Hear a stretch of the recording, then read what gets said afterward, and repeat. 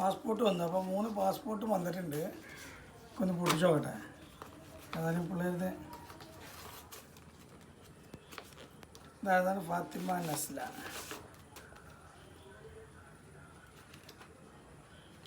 ഫാത്തിമ നസ്ല. അടുത്തത്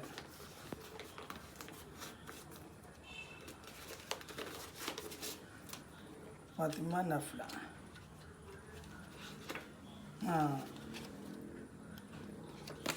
ഇത് ഫാത്തിമ നൈസ പാസ്പോർട്ട്.